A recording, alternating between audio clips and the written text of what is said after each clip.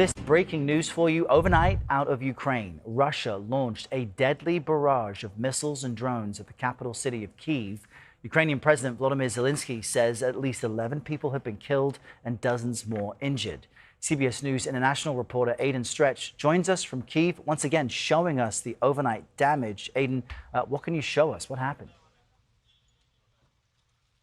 Good morning, Errol. Well, we're here in the northwestern part of the city. This was one of the locations that was hit in an attack that President Zelenskyy said involved 351 drones and 68 missiles. He said that Ukraine's Air Force was able to intercept most of those drones, but that 29 ballistic missiles got through. This is why you've seen Ukraine lobby the United States for Patriot interceptor missiles, which they say are the only reliable defense against these ballistic missiles. And if you'll just walk with me for a moment here, I want to show you just a little bit more about this site. So you can see up here the damage caused by one of the impacts. This was just one of 3 missiles that hit this area. Another missile hit right over here, where you can see that they've set up this tent. You can see the damage right here. And a number of these emergency workers tell us that they arrived after the first strike and then continued to work under the rocket fire as they continued to come in.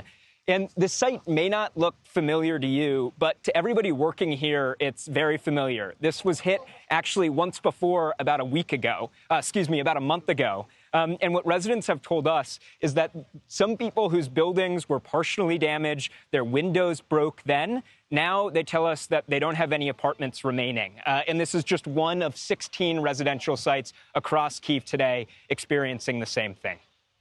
Remarkable that these locations are hit again and again. Aidan, we appreciate your on-the-ground reporting and showing us what things look like there today. Aidan, thank you. We jump now to CBS News national security analyst Aidan MacLean. Aidan, good morning.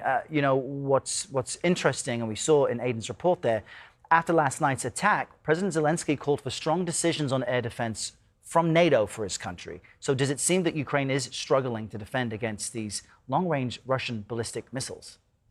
Right. So every country has these layered air defenses, Errol. Good morning. And Ukraine is no different. You've got defenses that can defend against drones, against cruise missiles. And then the hardest thing to defend against are these ballistic missiles that come hurtling in, you know, more or less from space at a high rate of speed. And you need very expensive, very high-tech interceptors to go after them. America produces the main such item, and there's just not enough to go around now. America hasn't been producing enough for years. We shot a lot of them in the Middle East recently. You combine that with the Trump administration's, let's say, weakened desire to support Ukraine, and you end up in a situation where you have a lot of Russian missiles getting through, striking these civilian targets with these terrible scenes that we just saw.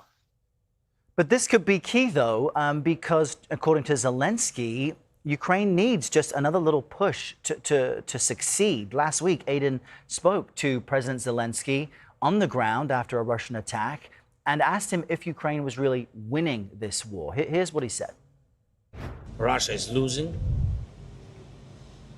Ukrainians will win this war. We are asking our partners more pressure on Putin. Stop this war, because he is not winning, because he is losing. What is your assessment on the state of the conflict? Is either side winning?